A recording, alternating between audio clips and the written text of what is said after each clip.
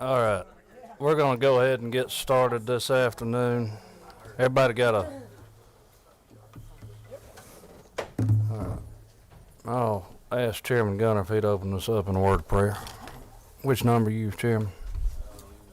Say, you got me. 15. All right. Heavenly Father, we thank you for this day. We thank you for the many blessings you've given us. We pray that you give us wisdom in our decision making and that you bless the people that are here and bless them on their way home as we get done. In Jesus' name I pray. Amen. Thank you, Mr. Chairman. All right. First up, we're going to call Senate Bill 244. Senator Beach, Treasurer, to be. Good, hope you are. Good. I'm going to let Chairman Dempsey talk about the first part of the bill. Well, I'll talk about part one, which is basically, it's a very simple bill. If a prosecuting attorney is disqualified for misconduct, prosecutorial or personal misconduct, and then the case is dismissed, then those that were indicted have the opportunity to go back and ask the court for reasonable attorney fees and reasonable costs. That's all this does, part one. Okay. The rest is Ms. Dempsey, Chairman Dempsey's. Thank you, Mr. Chairman. Part two is a measure that y'all have all heard several times over the years. Representative Holcomb has worked on it, and I'm trying to help him this year on the Wrongful Conviction Compensation Act to address in a very equitable and fair way the challenges that we face in compensating those who have been wrongly convicted and found to be innocent. Okay. Thank you. Any questions from members of the committee? Can we check the LC? Yeah, there was an issue the other day when we had this. There was a version that had passed out of the subcommittee, the Hong subcommittee. I believe it was. That might have been the Gullet. It was the Hong subcommittee. And so wanted to make sure there were changes made. And we've reflected that in LC 550633S. That's what y'all have. That's what members have. Looks like you got a question, number 14. Representative Panish. Thank you very much. This is for Senator Beach. Senator, line 29 and 30 talk about criminal case is disqualified due to improper conduct on the part of such prosecuting attorney. And previously, you testified that that could be either professional misconduct or personal misconduct, right? Correct. So if a DA gets pulled over for a DUI, are you saying that, and disqualifies from some cases, are you saying that any of the defendants with cases pending at that point have a right to sue the DA's office? No. Okay, so tell me how that... This is going to be very rare that this ever happens. Senator, can you pull your microphone down? Yeah, this is going to be very rare that this ever happens. But if a DA or prosecuting attorney is disqualified for misconduct, and we all know which one we're talking about, the Fulton County DA was disqualified for misconduct, and then the case has now been dismissed by the Court of Appeals. It's now been, it's in the Supreme Court's hands. But if it's dismissed, then all I'm saying is those individuals, those 15 individuals, should have a right to go back and present to the Superior Court their attorney fees and their reasonable cost to get reimbursed. Okay, so one of the 15 is Senator Still, right? Correct. Okay. To me, politicians are criticized all the time because people think we come down here for ourselves, to benefit ourselves or benefit our friends. You are asking for a bill that would specifically benefit Senator Still. How is that not cronyism? It benefits all 15 defendants. Including one of our colleagues who Correct. I very much and he recused himself from the vote. It passed 55 to nothing in the Senate. That's But not my question. Just because he's a senator doesn't mean that he shouldn't be reimbursed $500,000 that he has spent, plus he's ruined his life. I mean, it's been a scarlet letter on him. It's not fair. I just recently talked to one of the defendants who was in line at TSA pre-check and was pulled out of line because they were on a no-fly list, had to go back through security because they were indicted. Senator, and these are good people. I understand. I represent criminal defense, people charged with crimes That's what I've done for almost 30 years. So I understand what kind of pressure is on somebody who is charged with a crime. And I understand what happens when there might be prosecutorial overreach. My concern is that we are specifically aiding one of our colleagues. And not to mention the issue that Representative Dempsey and Representative Holcomb's bill is now being used essentially as political extortion to get us to pass your bill. And we know that the Republican leadership could have passed their bill for the last 5 years. Representative Panich, this Yes. is time for questions. Okay. Your discussion and comments from members of the committee will come after we finish questions up. Is there questions? Yes. Do you not think it looks like cronyism to benefit one of our colleagues? I do not. Senator Beach, Yes. remind me, this doesn't just apply to one county. This applies to all 159 counties in the great state of Georgia. Correct. Okay. So if, well, I'll let some other questions be asked real quick. Who's got number 12? Chairman Crow.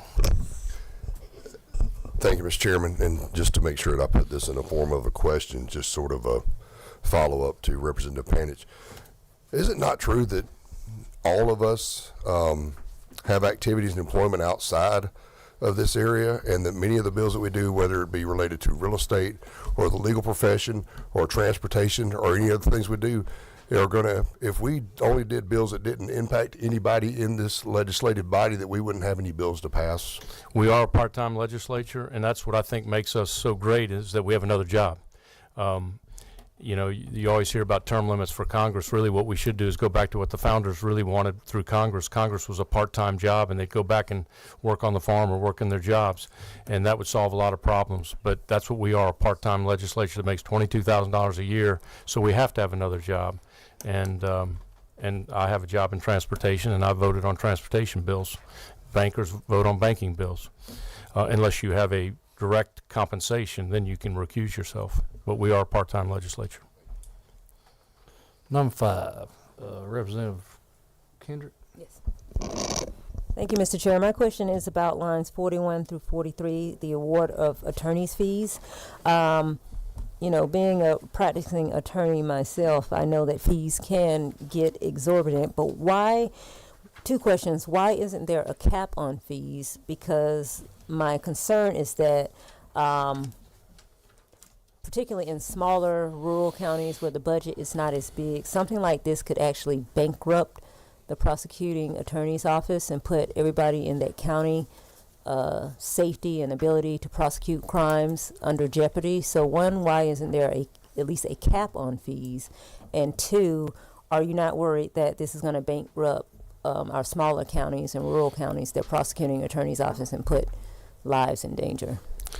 Well, all I can do is speak to, you know, I don't think there should be any caps, because they should be able to present to the Superior Court judge, and then he may not give them all their attorney fees, but they should be able to go to him and say, here's my invoices. I would like to ask for, you know, reimbursement. And then it's going to be up to that Superior Court judge to decide, of that county, to decide what gets paid and reimbursed and what does not. That says that in the bill, attorney fees and reasonable cost.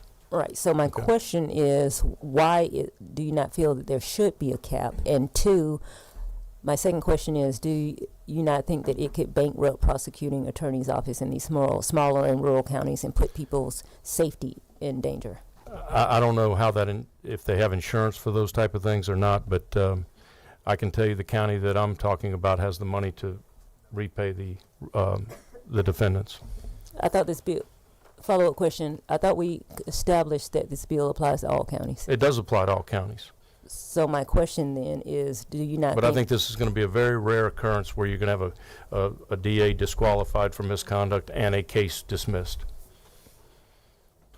Senator, could withholding evidence in a case qualify as misconduct under your bill? Withholding favorable evidence to a defendant in the case? I mean, the district attorney would have to be disqualified for misconduct.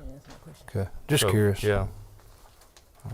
Number 3, Representative Roberts. Thank you, Mr. Chair. You kind of alluded to one of my questions, which is, do we have a definition of improper conduct?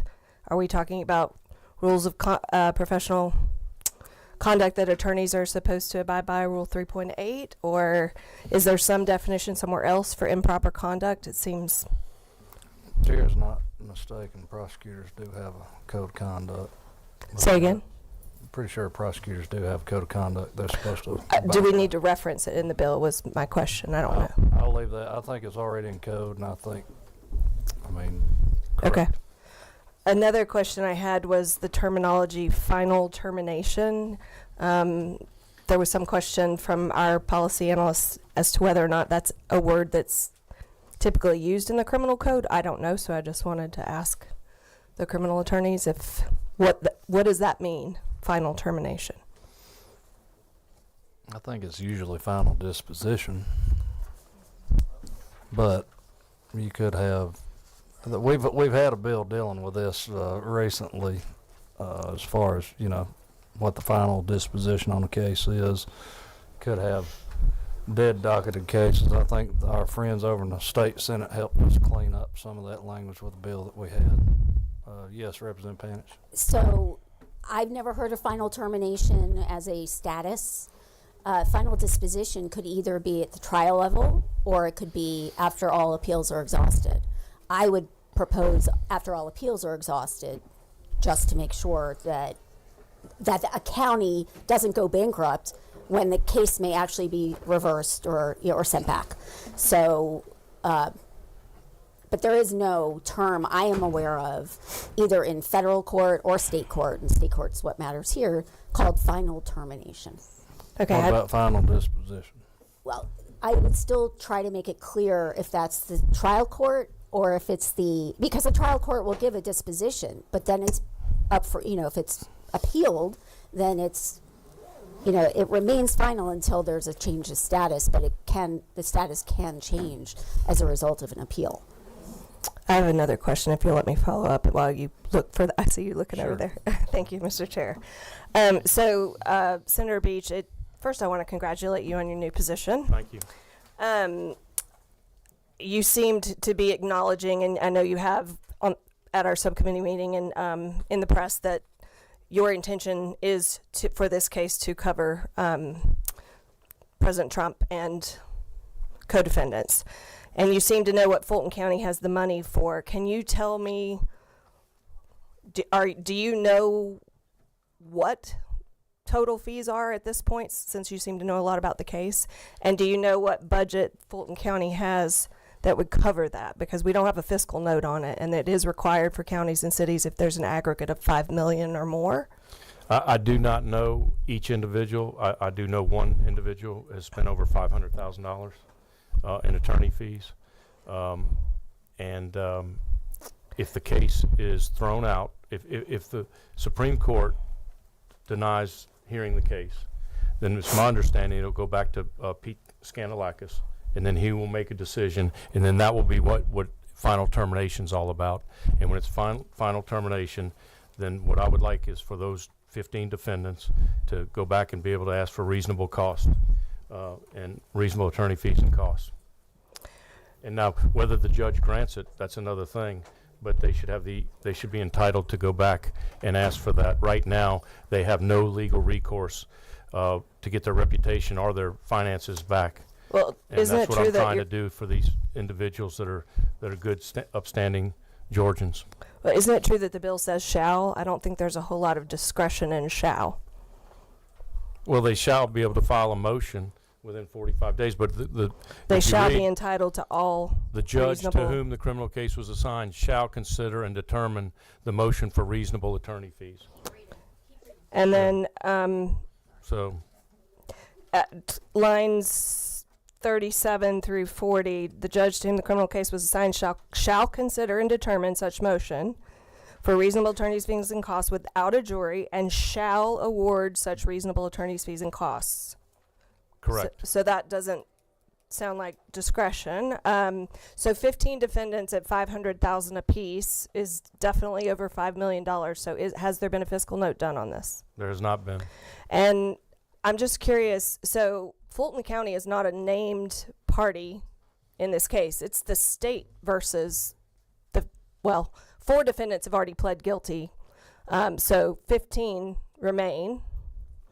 So against those 15, how does a county even have a right to have a say? Because they don't have a say over what the DA does, what cases the DA takes. Don't we see this as an opportunity that now counties are going to be worried about expensive cases and they're going to try and, influence prosecutorial discretion? And then I also see the potential, not just in this case, I know what your focus is. We're all aware that you think the taxpayers, your 200,000 constituents that put you in this seat, that have given you this opportunity for this huge position, which is amazing. They're some of the highest taxpayers, some of the highest income earners, and they're going to be left footing this bill. And I'm just trying to figure out if it's not going to encourage other defendants to try and disqualify a DA just so that they can take advantage of this. So I'm trying to look beyond this case that I know you're focused on. Well, I would just say this: if the DA conducts her or himself in the proper manner, they have nothing to worry about, period. Well, I guess that's why I wanted to define improper conduct, and it would seem like it would need to be a nexus to why the case was dismissed. It doesn't make sense that we allow a fentanyl trafficker, a human trafficker, somebody off if the misconduct isn't a direct nexus to the disqualification. Number 18, Chairman Gullett. Yeah, I just want to point out, I think the key lines of this is line 38 and line 39 with the reasonable attorney's fees. So the judge does have discretion in what reasonable is for the motion. So just wanted to point it out. Number 14. So as somebody who practices law and has asked for attorney's fees on multiple occasions, reasonableness really goes to, is the lawyer's fee in line with other lawyers? Is how long has the lawyer been practicing to justify their fee? It's not a question of, and sometimes it's how much time did you put in a specific time entry, let's say, and was that entry reasonable? But what this says is assume those things are in line with other lawyers and shall award reasonable attorney's fees. With all due respect to the chairman, that's not what. Is there a question, no Representative Panitch? Where, Chairman Gullett, where do you see discretion? Consider and determine such a motion for reasonable attorney's fees. So they get to consider those fees, discretion. They get to determine those fees, discretion, and it must be reasonable.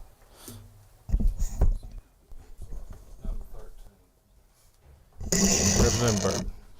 Thank you, Mr. Chairman. Thank you, Senator Beach. And once again, congratulations Thank very you. much.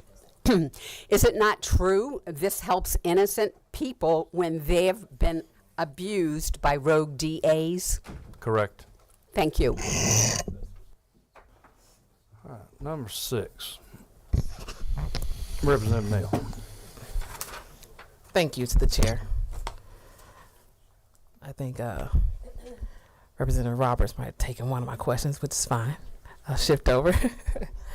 So I think my main question, so, when a person's arrested, get Miranda warnings, you have the right to remain silent, anything you can will be held against you, you have the right to an attorney.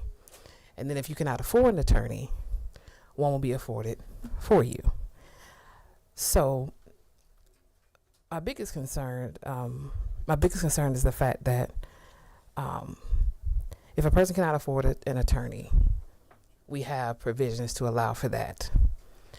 And if you feel as though you can't afford an attorney, then you know that you will have to be responsible to make sure you can cover the cost for said attorney.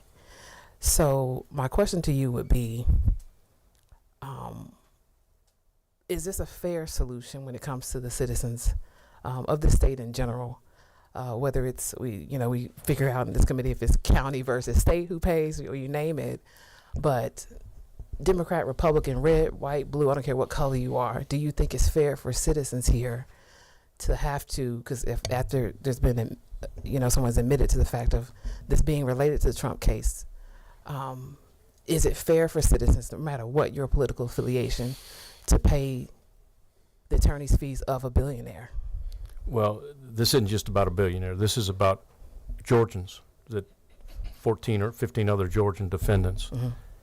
I will tell you what is fair is, Representative Neal, if you were arrested, fingerprinted, mugshot, had an indictment by your name, were not allowed to do part of your job. Like one of the defendants is an attorney, and he used to do a lot of special master type work. Mm-hmm. So he's not been able to do that since he's been indicted. He has to report to some kind of probation officer once a month. And these are good, upstanding people, and their lives have been ruined. And they should have get their reputation back, number one, because of the misconduct, and this trial just went off the rails. Mm-hmm. And they should also have some financial restitution, in my opinion. That's why I'm doing this. Yeah, so you're not, the reference you just gave, that's not any of the people that have pled guilty. No, this has nothing to do with the people pled guilty. This Gotcha. is Okay. the 15 defendants that are still involved in this case. Gotcha. Follow up. Now, Yes. Would it be amenable to, would you be open to a cap? No, No cap? Okay. thank you. That's all I got right now, Mr. Chair. All right, number 16. Mr. Chairman, I call the question. All right. Is that a move to pass? Yes. All right. Move to pass a second. All right, I'll entertain a little discussion. I'm going to limit it just a little bit. I'll give leeway, but don't abuse the time either. We've got several other important bills we got to get through today. Number 3. I understand, but I think it's really important when we are about to pass a bill that has been acknowledged that it is to have my constituents pay for the attorney's fees for a case that has not been fully, a jury has not determined guilt or innocence, and 4 have already pled guilty. And we're doing it on the backs of another bill where people have actually been found to have been wrongfully caged, the compensation bill for them. And that is disgusting to me. And I cannot support this bill because we know what the intention is, and I think it is an abuse of legislative power to be leaving this as he's on his way to Washington for those of us here in Fulton County to watch our constituents have to pay for. Thank you. Number 4. Representative Holly. Got a new Bible with him today. With a new Bible to go with my strong concordance I've always had on this phone. Thank you, Mr. Chairman. This is an interesting case for me. I realize that Senator, you've made it very clear that you're intending to go after one particular person, even though we're here to pass a law that will make a mandate upon all district attorneys throughout the state. If you could, I was just looking at line 97, 99. We're talking about the eligibility for the compensation. For 99, the claimant is convicted of a felony, and I'm contrasting that with line 101 and the subsequent lines there, where it speaks of claimants that did not commit the felony, or that the matter was reversed because it showed that the claimant was not guilty, or certainly may not have been culpable of that crime. I just wanted to know, from your perspective, is this passage meant to, or are you trying by this law to equate someone who is guilty with others who are not guilty as being eligible to receive money? You have to be proven innocent to qualify for this. 100% innocence in the compensation measure. Okay, so, and that's just That's for the first step. Okay. Okay, thank you. I'm just, it's, again, just because we're talking about this one situation, and granted, you know, I know that, I just, probably if you could just, you have to be completely innocent. So even, for these individuals, of the 15 who pled guilty, meaning this came out of free will, this is not coercion, they pled guilty, would they be eligible to receive? They would not, as it is written today, at all. There are people that are even connected to some of the crimes that we are considering in the compensation resolutions today. There are some who are not eligible for that process as it is today because they had pled guilty. And this is truly quite separate from the measure that Senator Beach has on the front. This is a completely different conversation. We are not trying to target anyone. We're trying to take a process and make it fair and remove it from the hands of the legislature and put it into administrative law judges' hands who are much better skilled and equipped to handle those decisions. Whip project. Thank you, Mr. Chairman. I'm sorry I came in late. The section that seemed to be most contested was section 1.1. Am I reading this correctly in that the prosecutor has to be dismissed or disqualified due improper conduct, and the case must be dismissed by the court or by the prosecutor that replaces the removed prosecutor? And that and only in that case then you could seek these fees and costs. Is that correct? Correct. So if the second prosecutor doesn't dismiss and it goes to, and there's no adjudication on the merits, then it doesn't stand, correct? Let's say this case, for example, goes back to Pete Scandalakis, and he then sends it to another county. Let's say DeKalb County picks it up, then they do not qualify for this.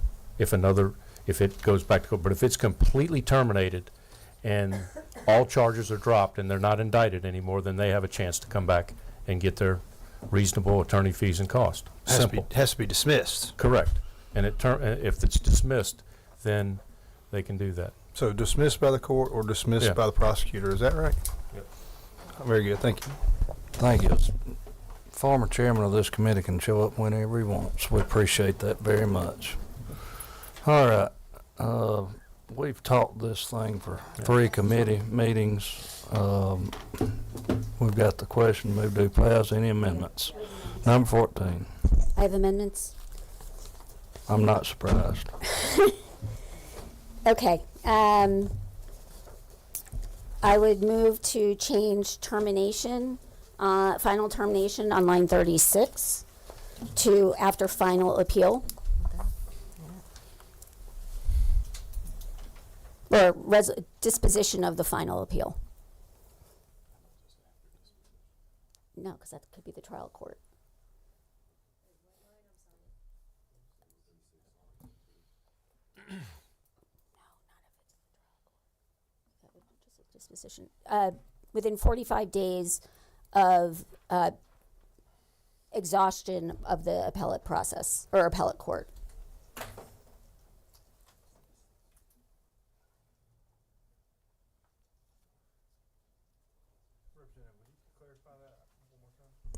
Sure, within 45 days of the exhaustion of the appellate process.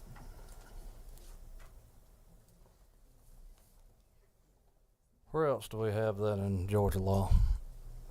I don't know, but we don't have final termination anywhere. We also I don't think, and maybe counsel can help us, improper conduct, is that defined anywhere?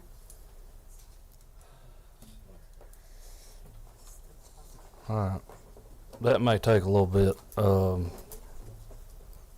Somebody's got it. Go ahead. All right. Go ahead.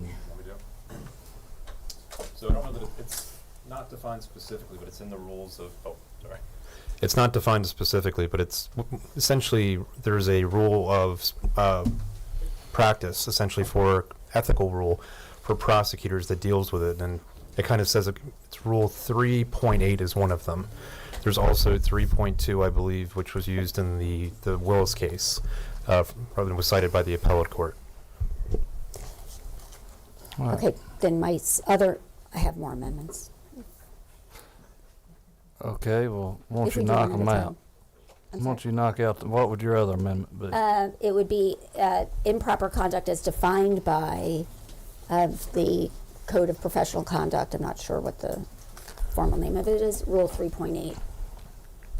Okay. Rule of Professional Conduct 3.8. Okay. Any other parts of your amendment? Yes. Yes. Okay. I would add number 1 that this law only applies to prosecution which involves prosecutorial misconduct on or after January 1st, 2025, or upon enactment of the bill. Okay. Any other parts to your amendment? Yes. Maximum for the that we install a maximum amount so counties don't go bankrupt of $100,000. Not sure where that would go. Repeat the bankrupt part again. So counties don't go bankrupt. That we install a Counties and municipalities cannot go bankrupt in the state of Georgia. I understand that, so that they can still have a budget for their offices. I know that the DAs are paid statewide or by Okay. the state. So since we can't go bankrupt, how are you going to phrase that? Well, I'm not going to say so they can't go bankrupt. There's a cap of $100,000 per defendant. Okay. I did the termination. Any other parts of your amendment?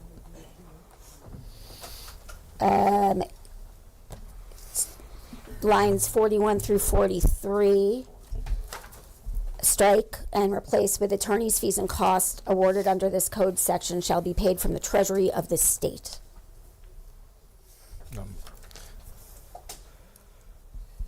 Hold on, I'll come back to you. Any other parts of your amendment? I think that's all I have. Okay, all right. You've heard the Panish amendment. Do I hear a second? All right, moving second on the Panish amendment. All those in favor of the Panish amendment, say aye. Aye. All those opposed, same sign. No. All right, it fails. Panish amendment fails. All right, number 6. Representative Neal. Is this an amendment? It is. Okay. I have 2. I want to do them separately because I think You can one do of them is together. definitely valid. We can do them together. If you're going to amend the bill, you can go ahead and mention that. Okay, line 43. Line 43, after attorney, it can be keep a period or add a semicolon, either one. Award, with an award maximum of $100,000. Okay. Can What's we- the other part? That's it. Can we vote on that one separately? No, I'll take them all at once. Okay. That you have as far as changes to the bill. Okay. The second one. That's it. Let's go with that one. Is that all? That's it. Okay. You hear the Neal amendment? All those in favor, or now got to have a second. Second. All right. Move second on the Neal amendment. All those in favor say aye. Aye. All those opposed, same sign. No. All right. Amendment fails. Number 5, I think that's Representative Kendrick. Yes, I have amendments. Okay. So on line 30, add pursuant to a violation of professional 3.8 after the words disqualified due to improper conduct. Okay. What's your next one? The next one is to add due to improper conduct pursuant to a violation of professional rule 3.8 on line 31 after such criminal case is dismissed. Okay. Any further part of your amendment? Nope, that's it. All right. You hear the amendment from Representative Kendrick. Is there a second? Second. All right. Move second on the Kendrick amendment. All those in favor say aye. Aye. All those opposed? No. All right. Amendment fails. All right. I'm going to call the question. All those in favor of the passage of SB 244 LC 550633S, say aye. All those opposed, same sign. Ayes have it. You're on the rules. Get me a form, I'll sign it. Thank you. All right. Next, we have Senate Bill 132. Senator Brian Strickland, I want to thank you for taking care of us while we were busy yesterday afternoon, Mr. Chairman. You're welcome. If you watched it, it's a little bit of a train wreck, but we got through it, so we got your bill out. Y'all have LC 492357S. That's my understanding. And Mr. Chairman, unless you want me to go deeper, I know I presented this in sub, but also to the full committee. That we were here last time, there was some confusion on my part more than anything about the sub we were working off of. I think we're on the same page now, at least with our sub. This is the sub that my understanding reflects what was passed in the subcommittee. This is a bill, just to remind y'all, that deals with the issue of how we handle the competency process for someone charged with a crime that's not competent to face their charges, how we deal with the restoration where they can be restored to face their charges. We are, this comes from a subcommittee from Behavioral Health Reform and Innovation Commission. I think I got it right for the first time. And also DBHCD worked with us on this, trying to make sure that we are on the front end having a gatekeeping process. There's an initial hearing before we put someone into the process, a competency evaluation, and then we're also making sure that with nonviolent misdemeanors, we are putting a shorter stop clock on that to make sure people aren't sitting waiting for an evaluation, waiting for restoration longer than they would if they just pled guilty to the charges they're charged with. So it's a good bill to help with folks that are dealing with mental health issues, that hopefully is good use also of our resources to make sure we are truly taking on the individuals that can be restored and that are a threat to society, need to remain in the system. That said, I think the point of contention of the bill, if you'd like me to get right to it, the only part where there's, you'll hear from others, I think, the debate we've had is looking at lines 44 through 50. This is the front end of the case. This is where a defendant or their lawyer or the judge just even notices a situation where someone might not be competent, or a prosecutor might not be competent on the front end. They've been charged with a crime. We haven't gotten into their guilt or innocence. And all we're saying is on line 45, there shall be a hearing at that point. There's a request to make that shall a may. I'll tell you why I think it should stay a shall. We want to make sure that right now, there's not guidance. Every court is doing this their own way. Some judges are doing this ex parte. Some judges are having hearings. Some are doing something in between, I guess. So we wanted to have hearing in there, shall be a hearing. But we also wanted the flexibility for the court to make sure, as you see on line 49, that upon request, actually on 48 and 49, it can be ex parte because every case is different. Everything will also be under seal, as you see on line 50. And these are very rare circumstances, but this is how we govern, and how we pass bills, looking at very rare circumstances. We want to make certain that in these cases where a judge needs to ask questions of an accused, or the prosecutor may have their own evidence, again, very rare, to refute whether someone needs to be evaluated, that can happen. But at the same time, the rights of the defendant are protected. I don't believe we need more language in this. I don't believe it needs to be a may, because we know that this can't get beyond the issue of your competency. We can't get into trial strategy. There'll be flexibility, again, to do this ex parte if we have an issue where trial strategy can even come up based on this very narrow issue. So happy to dive into that deeper, and if you want, after others speak, I could just close out on it. I think others will dive deeper into that, but I'd ask for favorable consideration of this version as is. Okay, I see no questions from members of the committee. We've got some signed up. I'm going to give you 90 seconds each. We have talked this through, I think, 1 or 2 meetings so far, so I'll give y'all that much time. I've got is that Lisa Marie Bristol? Did I get that right? Yes, sir. Come on down. This is not The Price is Right, but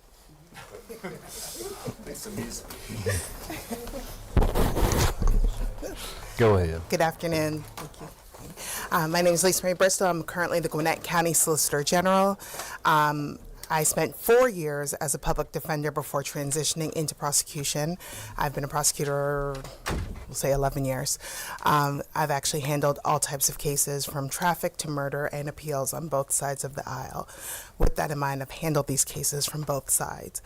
As you all know, Gwinnett County is the second largest county in the state. We are a very high volume office. I'm currently responsible for 11 courtrooms. We have a large number of cases that would fall under this bill. We have a large number of defendants who sit in our county jail, and unfortunately, once these orders are filed, we lose any kind of control. They sit, they languish, they time out, and then their attorneys come in, they play them out, understandably, credit time served, and then they're back within 2 months for doing the same thing, because we've now held them, released them, no restoration services, no treatment, and they go right back to the QT, right back to the property, right back to doing what they were doing. The benefit of having this hearing will allow several things, but the main thing I want to focus on is it will allow for us, when we have credible information, my jail team is in close contact a lot of times with these defendants. The deputies have a lot of overview. When we have credible information that the person is actually, may I continue? Thank you. When we have credible information that the person is restorable or the person is stabilized, the person's on their meds, not having this order signed and giving us that opportunity to be heard by the court would prevent them from being in the queue and taking away resources from those who we really do need to focus on. So having that brief hearing, which would not trample on their rights, we're not looking to get into any trial strategy. It is generally just a situation of trying to ensure that this is someone who needs to enter the queue. We had this situation in my office actually earlier this week, where I had a defendant who's been in custody now for 7 months on a criminal trespass. An order was filed. The defendant's been held in custody since that time. Her attorney filed a motion to withdraw that motion. While waiting for that motion to be withdrawn, she's still in custody. She's been stable. The court had not had time to have a hearing, and that's the kind of delay we're trying to avoid. Okay, thank you. You got a question, number 14, Representative Panish. Thank you. Thank you, Mr. Chairman. How do you foresee this helping that process? The main way I think it would help is it will allow for us to have that hearing before the order is signed. Obviously, if there's no glaring reason, if it's very obvious, if we know we, bless you, bless you, bless you, bless you. Yes. When we have information, and we are given that information as to the behavior within the jail, if we know that there are very obvious signs, there's no reason for the state to ask for a hearing. The state would consent and be like, we don't need to have a hearing. But what it would do is for those situations where it might be more personality, they might be irritated, or they need a moment to stabilize, it would allow us to not stop that clock on them and at least give it a minute, have the hearing, and move forward with the case if we can. Go ahead. Is your hope that getting them in front with the state is that the state could then let the court know that they have been here, in and out, and to help them get services at that point? Because I want to understand what benefit you think you're going to get, because obviously ex parte these are usually ex parte. Yes. And so, if a defendant's going to have to give something up, I want to know what you think we're going to get in return to help them. Well, one thing we know we'll get is we'll have fewer defendants who are stuck waiting for an evaluation who don't really need one. If we know that we have the hearing and they're able to answer, just like we had to do this week with the other young lady, the judge asked some basic questions to ensure that she was competent to enter that plea. It was nothing invasive, nothing that went into the heart of the case, nothing that violated her Sixth Amendment rights. This would not breach that level. This is not about trial strategies. It's not about them incriminating themselves. The state still has the burden. What we're looking to do is have these hearings to ensure that we're gatekeeping. Does this need to go forward, or do we have a deputy who will come in and say, as soon as the attorney leaves, they're perfectly well behaved and we have no problems? If we can provide that opposite perspective, the state would love the opportunity to do so, because then that is someone we do not have to put in the queue for DBHDD. That would take away the resources from others who desperately need it. Thank you. No more questions. Thank you for coming down. Thank you for the good work you do in Gwinnett County. Thank you. Daddy laid a lot. Thank you. Personal connection to Gwinnett. Daddy did a lot of underground power line in Gwinnett years ago. All right, Maisie Lynn with Gactal.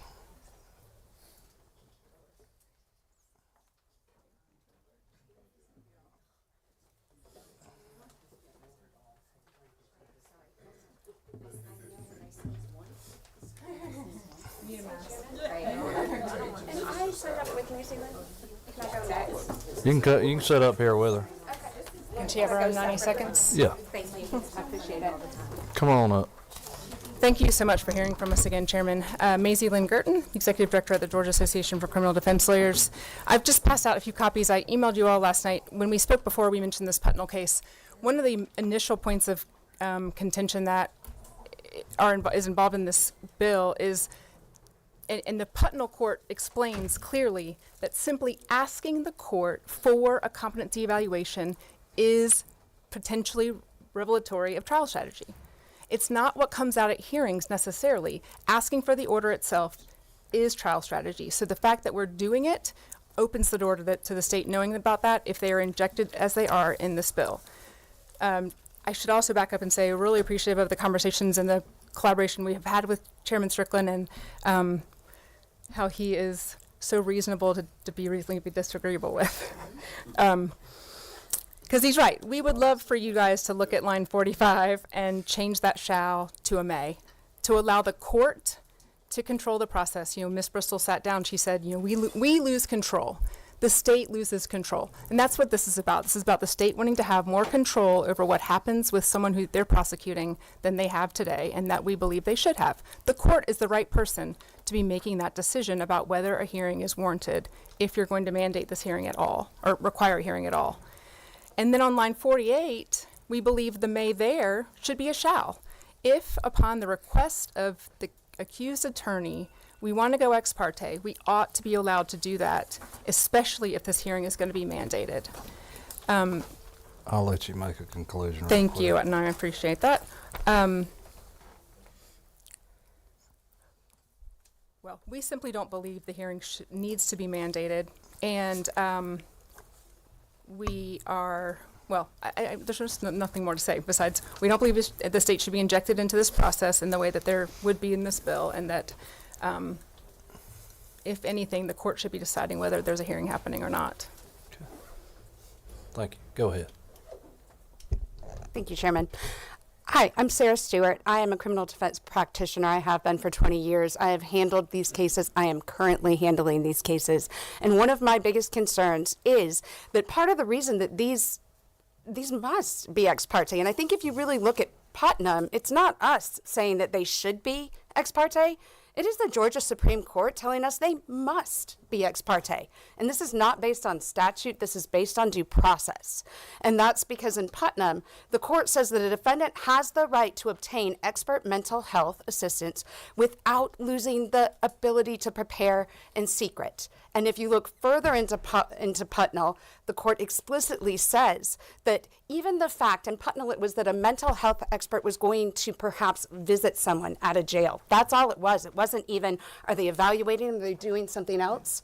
That's all it took for them to say the state knowing about that required the reversal of that conviction. So what I'm saying is if we put this procedure into play and it's followed, because I'm also an appellate attorney, what I believe will happen is these cases will be reversed because the Georgia Supreme Court has explicitly said we can't do it this way.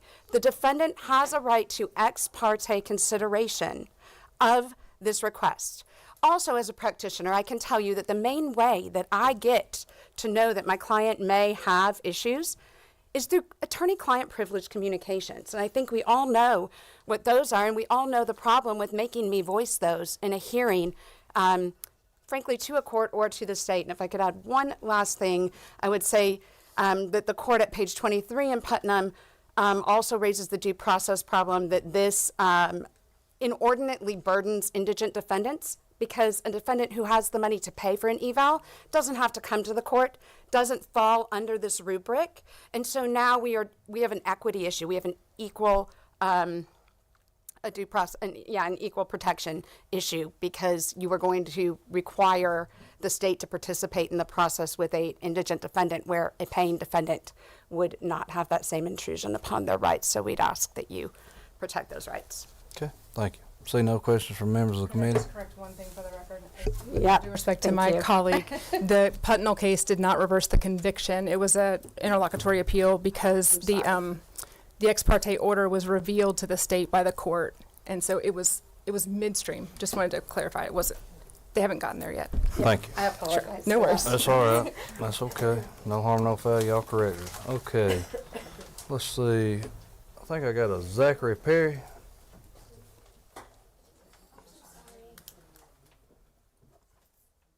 Come on down.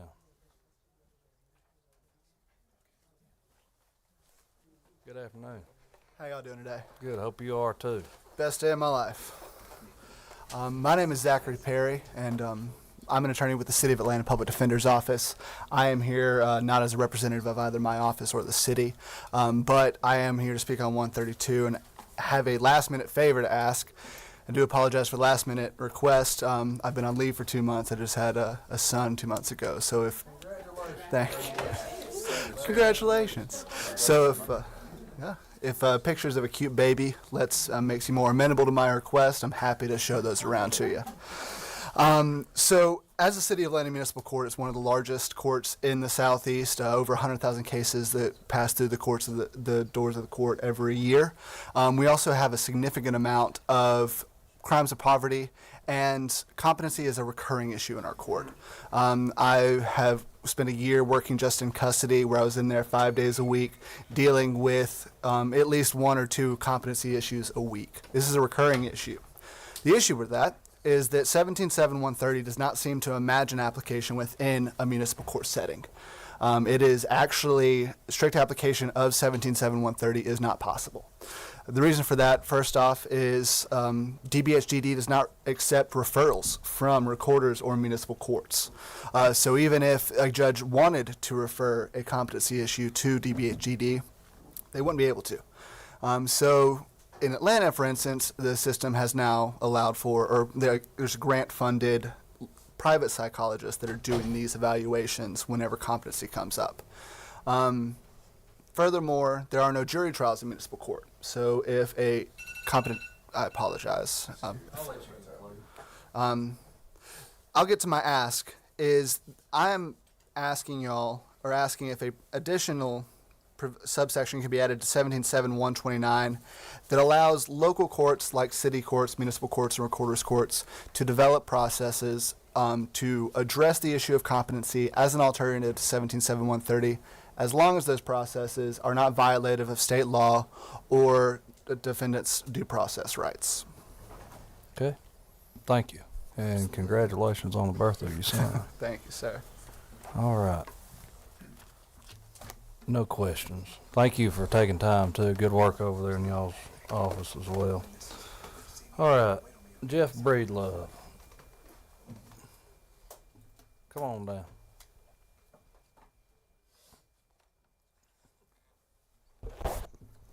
Thank you, Chairman.